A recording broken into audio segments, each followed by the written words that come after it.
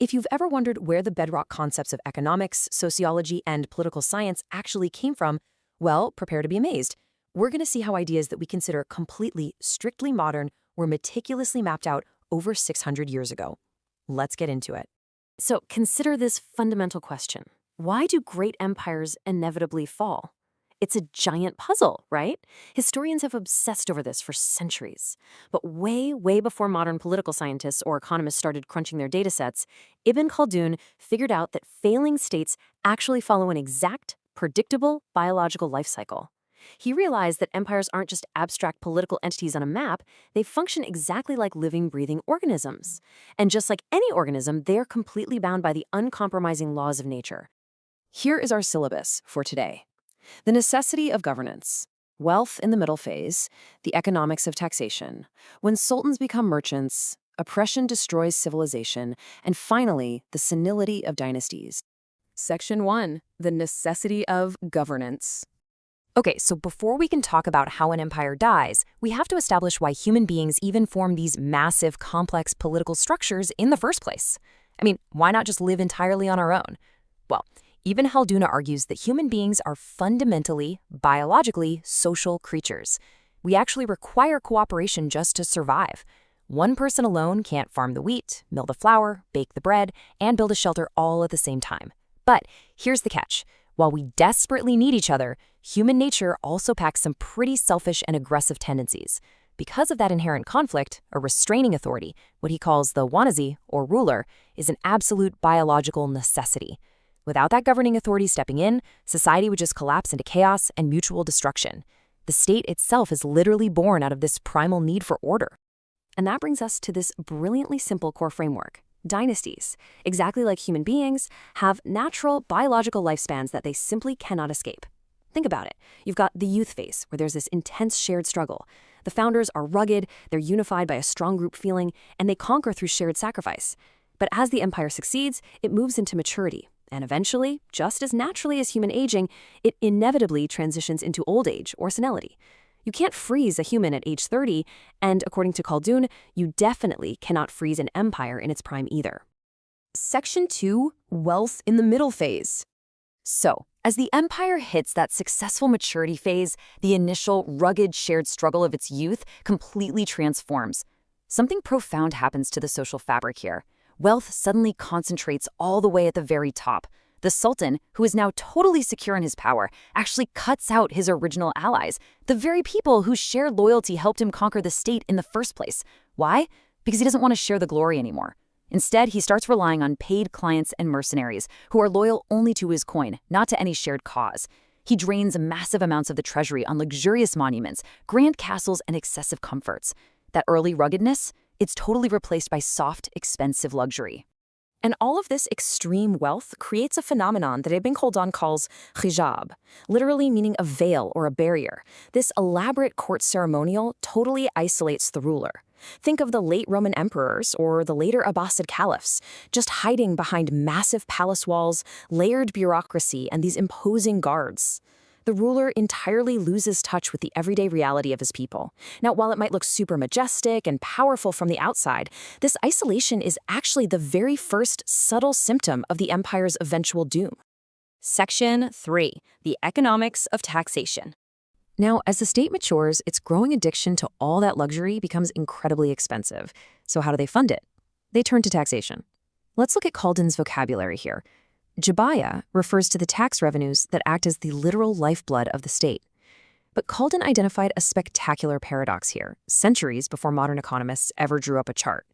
He realized that as the state's financial needs grow and it tries harder to squeeze money out of the population, the actual total revenue shrinks. You have to notice the stark economic contrast here. In the early dynasty, individual tax rates are actually very low. And because they're low, people are highly motivated to work, build businesses, and trade. This creates a massive boom in economic activity. So even though the tax percentage is tiny, the total revenue collected by the state is enormous.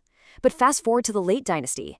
The state is desperate for cash to fund its lavish lifestyle, so it hikes the individual tax rates sky high. But what happens?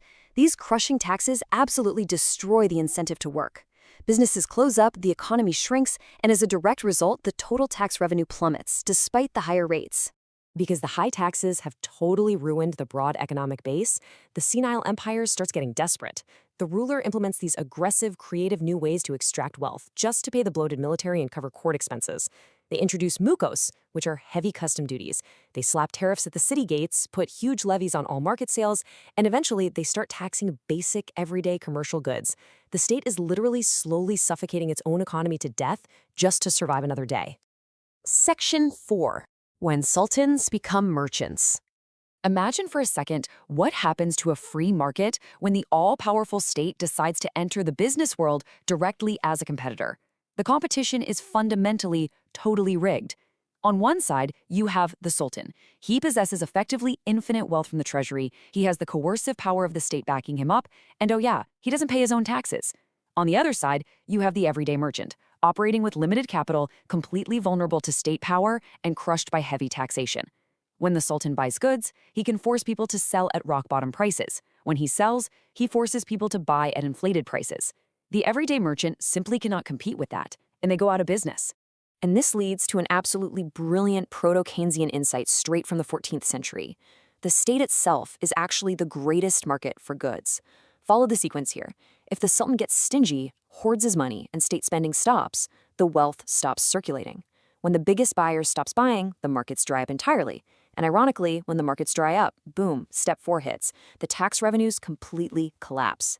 By trying to hoard wealth and dominate commerce, the sultan actively destroys the very economic engine that keeps his empire alive. Section 5. Oppression destroys civilization. So, we've seen the economic consequences. But what is the broader societal impact when the state turns entirely against its own people? The term Khaldun uses here is zulm, meaning oppression. But he clarifies that zulm isn't just physical violence or overt tyranny. It's actually deeply structural. It is any state action that breaks the link between a citizen's hard work and their resulting wealth. That includes forced unpaid labor, or the state aggressively buying goods at unfair prices, like we just talked about. It is fundamentally the act of removing the psychological and material reward of human effort. I want you to really absorb this direct quote from Khaldun. The attacks on people's property remove the incentive to acquire and gain. Oppression brings an end to civilization. He is neutrally explaining a devastating psychological reality. If people believe that their wealth, their businesses, or the fruits of their hard work will simply be confiscated or taxed away by an oppressive state, they are simply going to stop trying. They'll stop building, stop investing, and stop working. By stripping away property rights, the state organically dissolves the absolute foundation of society. Section 6. The senility of dynasties. All of these oppressive tactics and the ruined economy finally culminate in our last stage. Ibn Khaldun calls this stage haram, or senility. Notice how we are keeping the language strictly biological here. Just like old age in a human body, haram in a state is a chronic, totally irreversible disease. The original group feeling, that powerful social cohesion that actually built the empire in its youth, is entirely gone. At this point, no matter what the ruler does, the empire simply cannot be saved. The structural decay is terminal. Look at how these symptoms build into a complete terminal decline. The treasury is completely exhausted from massive luxury spending and collapsing tax revenues. The original group feeling is completely lost. Because the center is so weak and bankrupt, regional powers begin to splinter off and declare independence. And finally, the state is relying totally on paid mercenaries to fight its battles, but it no longer has the money to even pay them. The state is quite literally just waiting for a younger, more unified conqueror, a group that's still in their energetic youth phase, to sweep in and wipe it out. And this perfectly summarizes the brutal inevitability of Khaldun's entire thesis. People in a declining empire often think that passing a new law, electing a new minister, or tweaking some specific policy will somehow fix the decay. But Khaldun warns that once a dynasty enters senility, trying to reform its laws is like trying to reverse the aging process in a human being. It's impossible. It's a natural law of history that spares absolutely no nation and no civilization.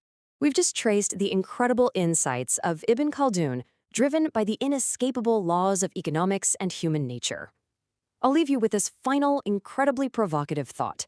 If all empires really do have a strict biological lifespan of youth, maturity, and senility, what phase of the cycle are we living at right now? Think about it. Thanks so much for joining me for this explainer. Keep asking the big questions, and I'll see you next time.